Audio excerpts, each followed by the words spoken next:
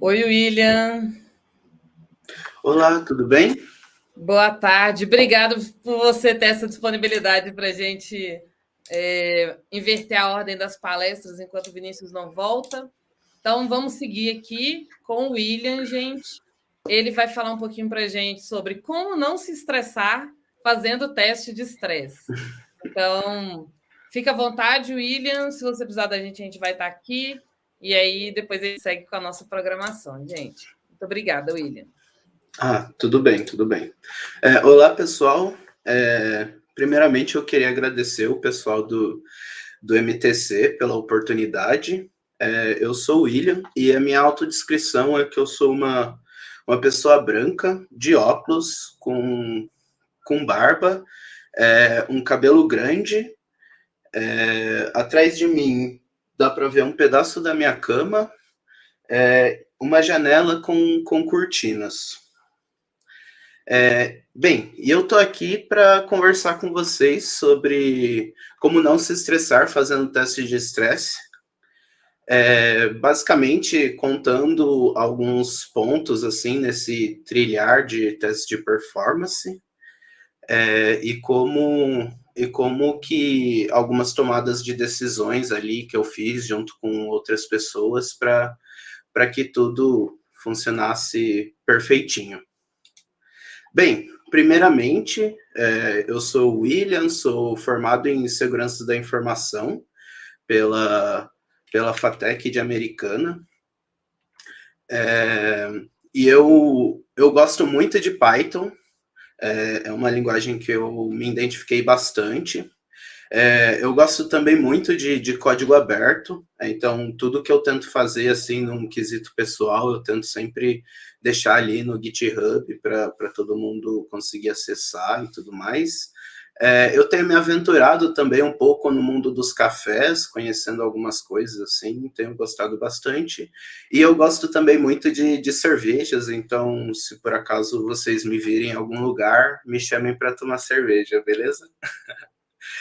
Atualmente eu trabalho como test engineer na Pagar.me e se por acaso vocês quiserem me encontrar nas redes sociais, é o William GL XD no Twitter e o William GL no GitHub ou no Telegram. Eu também queria agradecer a esse pessoal é, que tem me ajudado muito assim a tomar as decisões para os testes de performance, para a gente conseguir sempre estar deixando o mais claro possível as coisas que a gente precisa fazer aí, né, no desenvolvimento dos testes de performance. Então, esse pessoal tem sempre contribuído muito aí para o meu dia a dia. Bem, os pontos que eu gostaria de trazer aqui para vocês seria basicamente a apresentação do problema, os processos que a gente acabou tomando ali para resolver esse problema, um pouco da organização de como a gente construiu as coisas, as ferramentas que a gente acabou estudando e optando por usar, e qual foi o resultado disso tudo no final. Bem, primeiro a parte dos problemas, né? Quando a gente falava sempre de tese de performance e tudo mais, assim, a gente não tinha ali um processo bem definido de, tipo assim, o que a gente precisava, o que precisava ser feito também, tipo, não tinha muita coisa organizada nesse sentido, né? E isso trazia muita frustração para a gente, porque quando chegava a épocas tipo Black Friday, por exemplo, que a gente precisava criar ali as nossas validações para garantir que tudo vai funcionar, ficava muito naquele corre para lá, corre para cá, para tentar tipo encontrar as informações, saber o que a gente precisa fazer, e assim por diante. Imagino que acho que muita gente deve passar ou já deve ter passado por isso também, né? Mas com a gente ali não foi diferente, né? E a gente também tinha muito scripts que estavam cada um no seu lugar, né? Todo descentralizado. Então tinha também toda essa dor de cabeça de achar onde estava o script correto e depois mais dor de cabeça para saber se ele estava atualizado ou não, e quão desatualizado ele estava, sabe? Então, tipo assim, era complicado.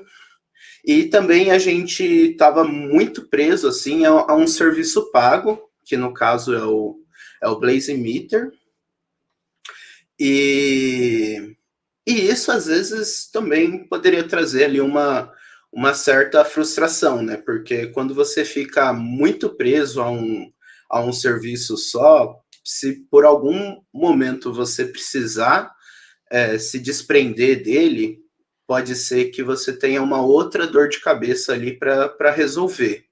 E por conta da gente usar essa ferramenta, o tempo que a gente tinha para obter ali os relatórios e tudo mais, ele tinha ali um tempo determinado, né, e tudo mais. Então, se por acaso, às vezes a gente queria pegar algum relatório que foi de uma execução do ano passado, por exemplo, a gente não teria essa informação, né.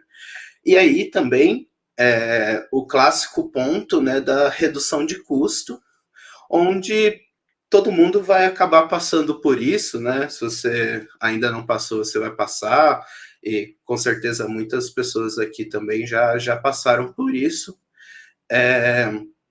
Então, ficar preso a uma ferramenta paga pode não ser ali o melhor remédio das coisas, né?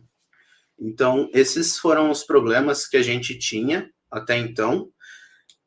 E aqui a gente começou a estruturar alguns pontos que foram necessários para que a gente deixasse tudo documentado, tudo organizado, e o mais importante, né, deixasse isso centralizado, de fácil acesso, para que qualquer pessoa conseguisse seguir, né, os passos ali do que a gente precisava organizar no momento da execução de um teste de performance.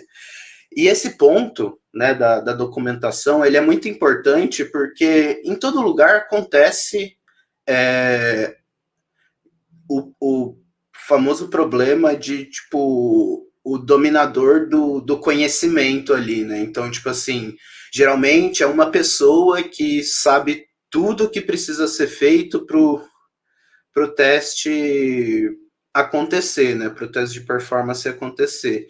Bem, e isso é horrível, como já foi comentado em algumas palestras mais cedo, né? Tipo assim, o detentor desse conhecimento não pode ser uma pessoa só, né?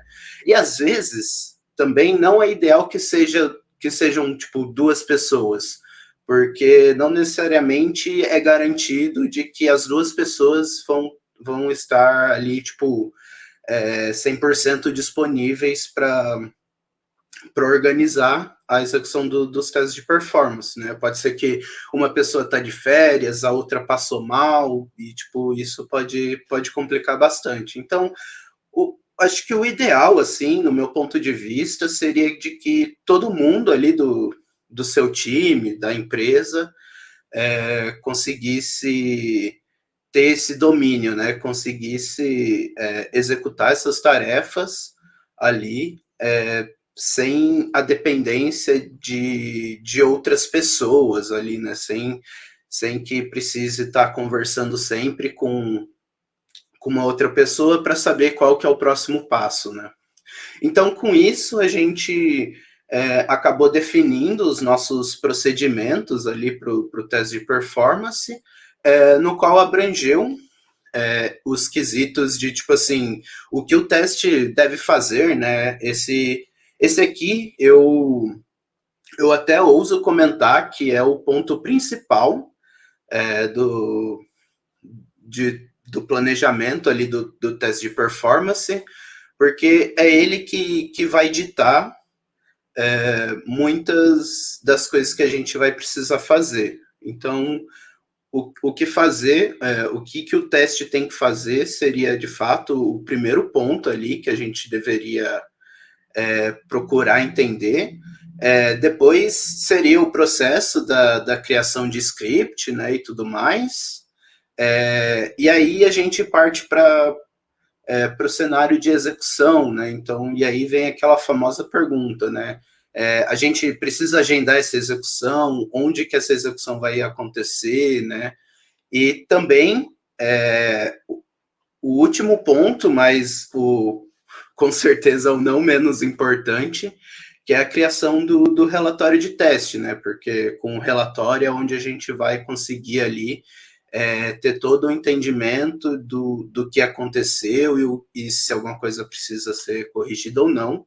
E agora eu gostaria de entrar um pouquinho em cada desses tópicos aqui, só para tentar deixar um pouco mais claro, né? Porque pode ser que falando assim fique um pouco superficial ainda, né? Então, bom, nessa parte do que o teste deve fazer, como eu comentei, né, esse é o ponto, eu diria, o ponto mais crítico ali do processo. Então, nesse momento, é ideal que a gente tenha total entendimento e noção do que o teste está olhando, né? Então, tipo, beleza, eu vou fazer um teste de performance numa API, mas o que essa API faz?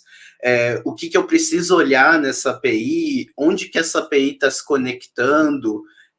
Quais outros serviços, né? Tipo, essa API depende também. Tem banco, não tem banco? Tem cache, não tem cache? Quais são os endpoints? Qual que seria as requisições por segundo ou por minuto que a gente está esperando para esse endpoint, para essa API,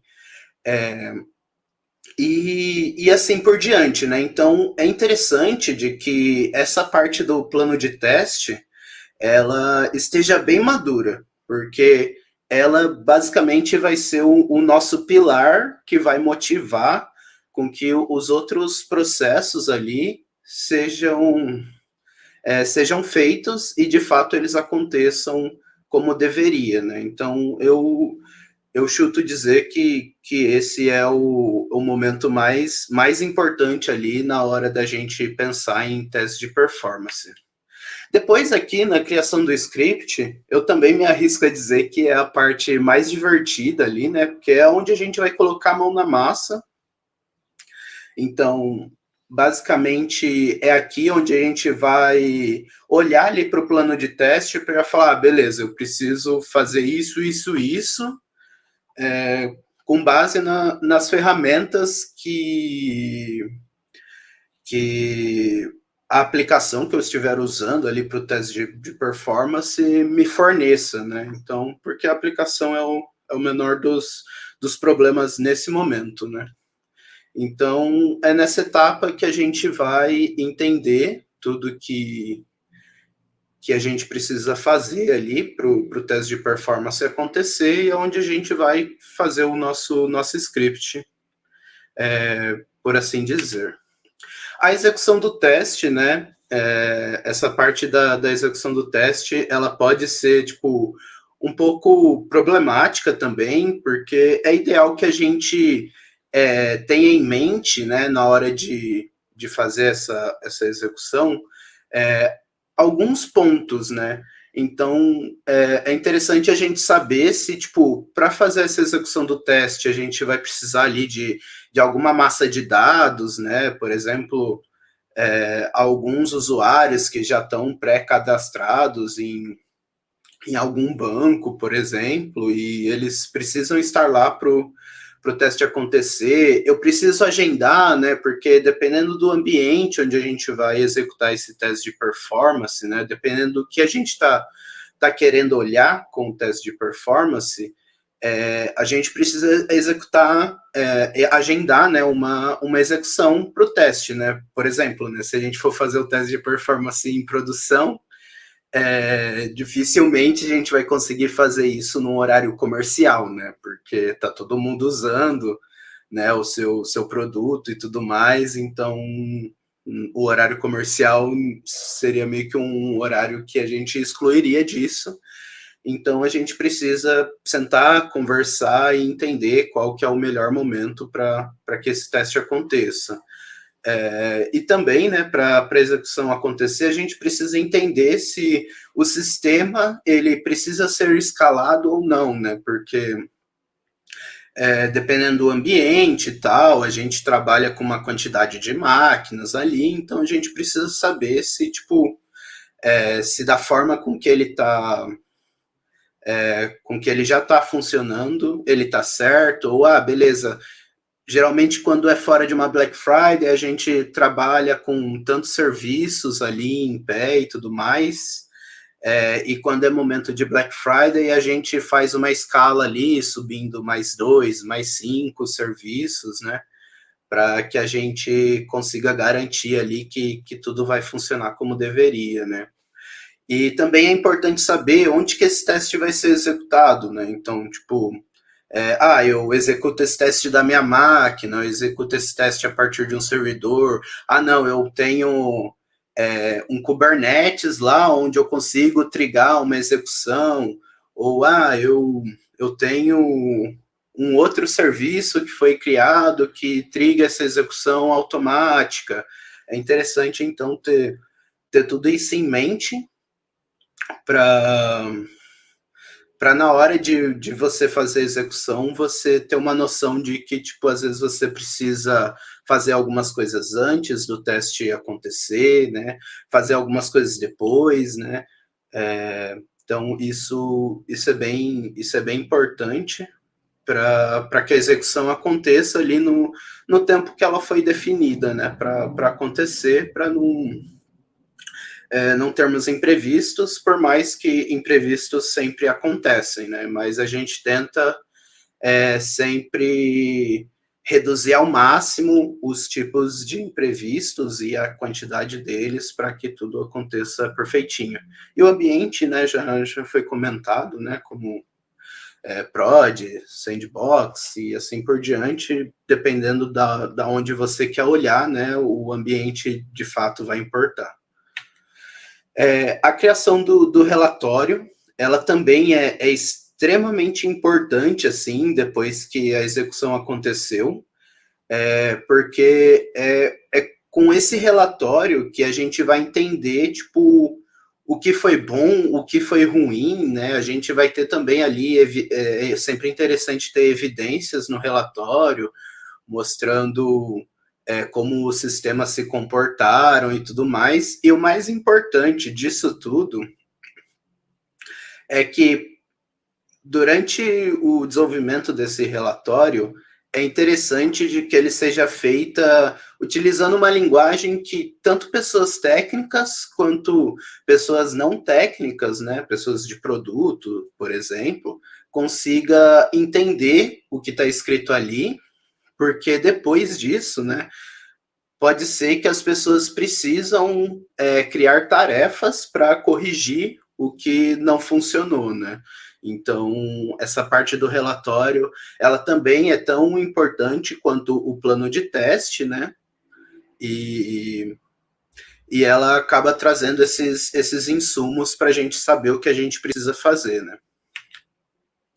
Bem, então, dito isso, né, e detalhado esses processos, a gente acaba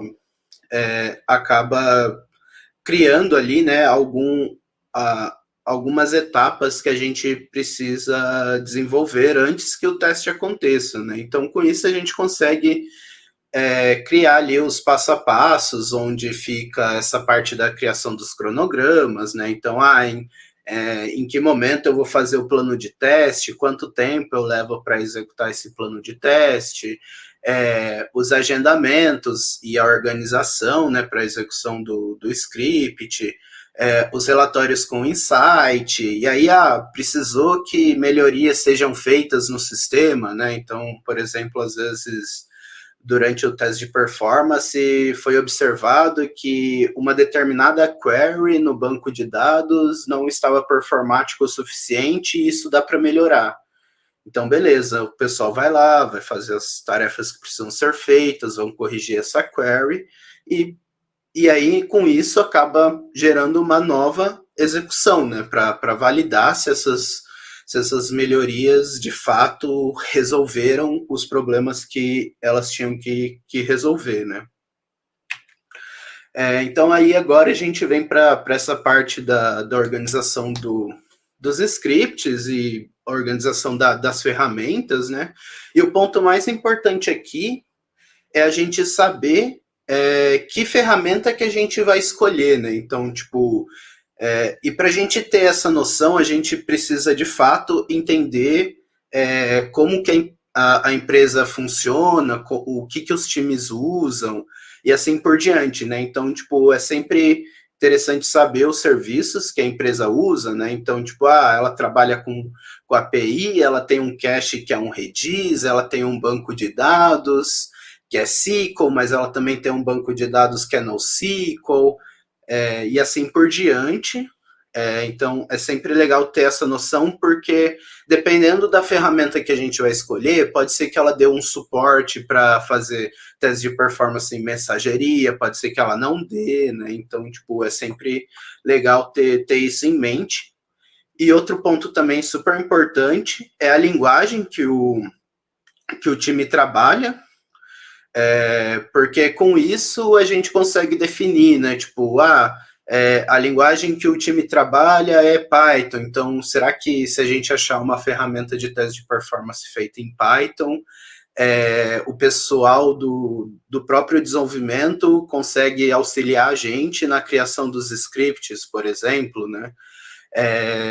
É legal também pensar na quantidade de informações que a gente consegue achar dessa ferramenta na internet, porque com certeza em algum momento a gente vai precisar fazer alguma coisa que é muito específica e pode ser que a gente precisa, sei lá, criar alguma extensão para a ferramenta que a gente usa para que tudo funcione como a gente quer, ou que seja fácil, né, e tudo mais, e a versatilidade dela, né. Mas pensando nesse quesito dos serviços da empresa, né, então será que com essa ferramenta eu consigo testar a API, eu consigo testar coisas, qual que é o tempo de resposta, por exemplo, de uma aplicação que tem a front, qual que é o consumo ali das mensagerias, e assim por diante, né? Porque tem algumas ferramentas que, por exemplo, não tem o suporte para mensagerias, né? Então, isso acontece. É importante a gente pensar nesses quesitos. Bem, e aí com isso, a gente também acabou denominando, acabou ali colocando é, outros pontos, pensando mais nessa questão dos scripts, né, onde como a gente tinha tudo descentralizado, cada coisa no seu lugar, a gente não conseguia às vezes encontrar o script se ele era atual, se ele não era, então a gente optou ali por criar um repositório centralizado, né, um repositório no Git e tudo mais, para a gente poder versionar essas coisas, porque ele estando centralizado, todo mundo vai saber onde esses scripts estão, e ele versionado e tudo mais, assim, a gente consegue entender o quão atualizado eles estão, né?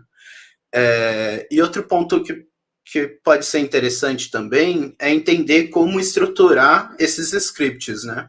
Então, a gente, com isso, consegue saber se a gente, vamos dividir por times, por projetos, e como que isso vai funcionar. Se depois ficar muito grande, a gente consegue quebrar isso em submódulos, por exemplo, e assim por diante, mas para ficar o mais fácil e extensível possível, né? E assim, outro ponto que é legal, assim, ao meu ver, é esse ponto de dar preferência para uma única ferramenta. Porque às vezes é complicado você ter que aprender, tipo, mais de uma ferramenta por conta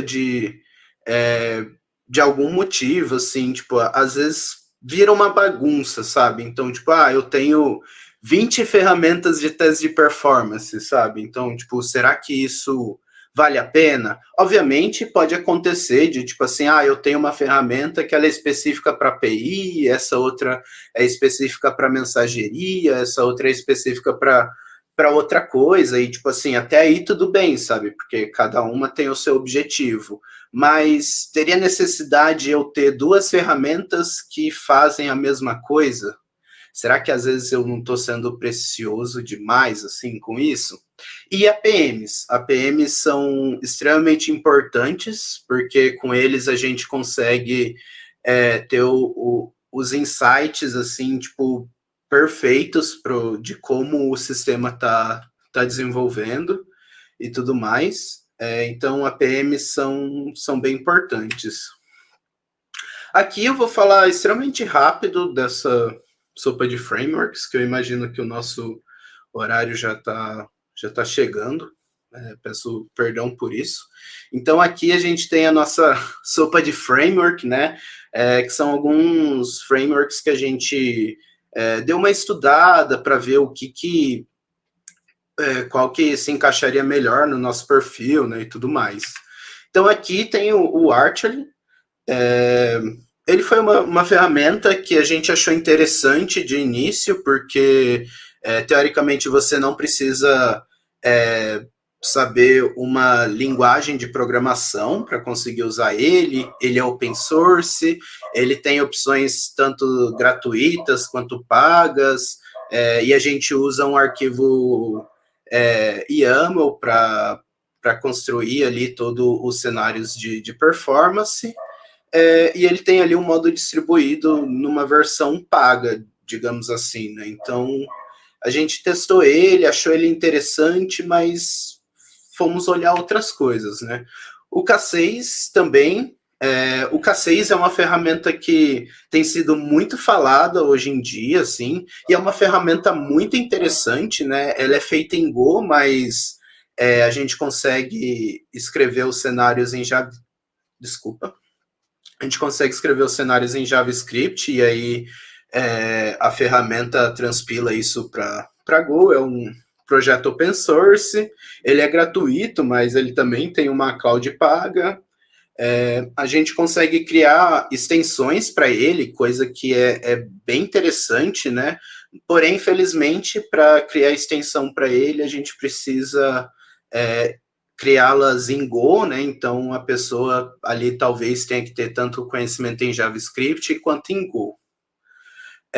E o modo distribuído dele, hoje em dia, é apenas por Kubernetes. Por favor, podem me corrigir se eu estiver errado, mas até o momento que eu escrevi esse slide que eu tinha pesquisado, eles ainda não tinham um modo distribuído onde eu poderia usar, tipo, 2 máquinas, por exemplo, mas ele tem essa opção com Kubernetes.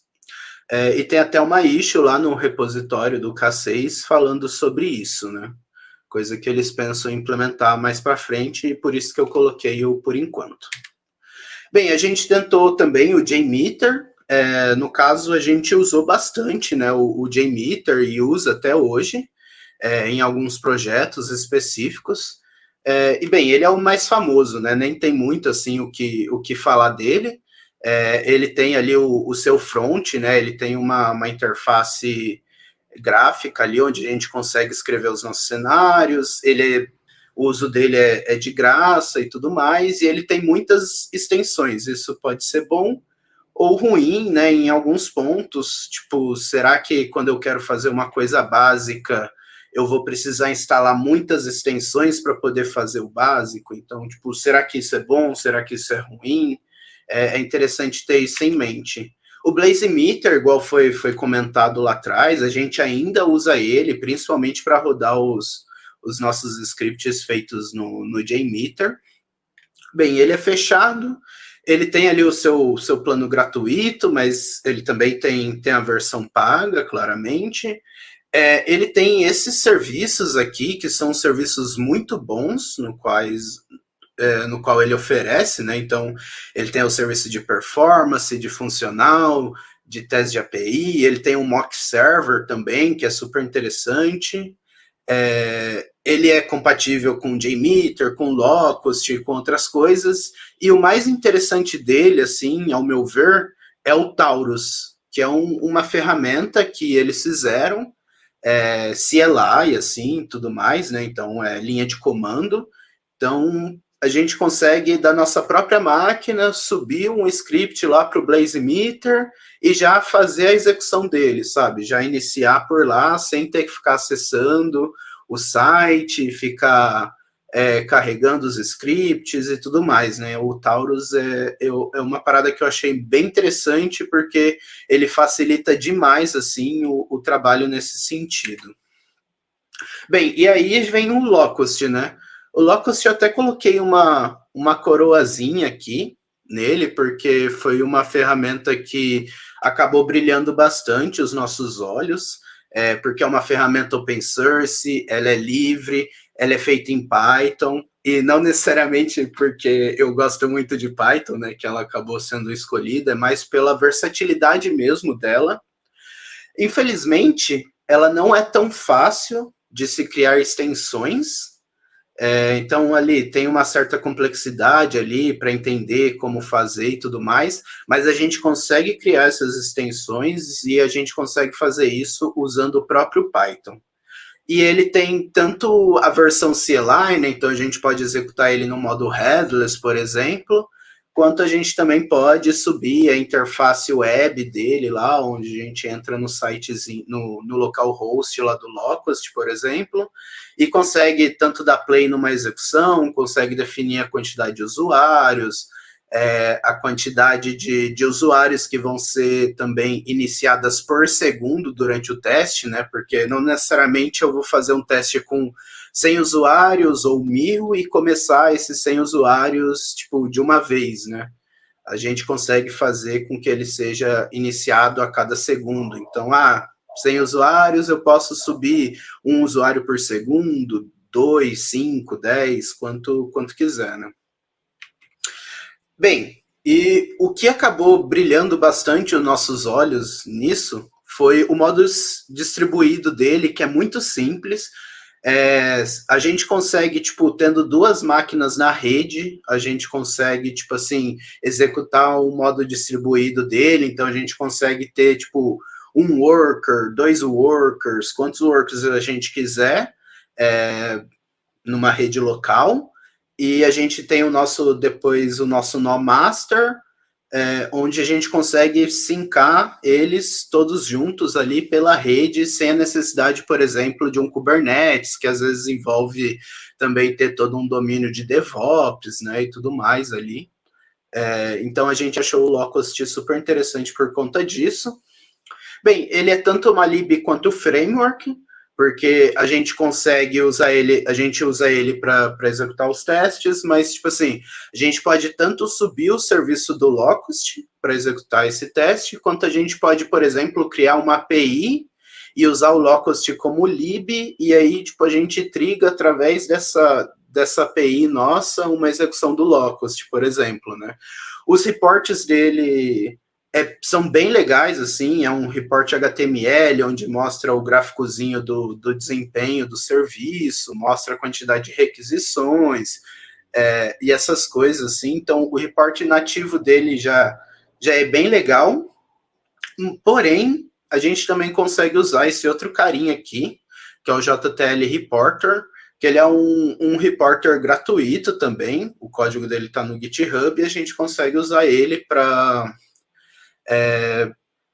plugar ali no Locust, por exemplo, e ter outros tipos de insights, porque esse reporter aí ele tem uma inteligência artificial e tudo mais, a gente consegue comparar execuções, é bem interessante, porém, né, ele não é específico para o Locust, né, ele funciona com Taurus, no qual a gente já comentou, né, e funciona também com JMeter, a gente consegue plugar ele com esses caras.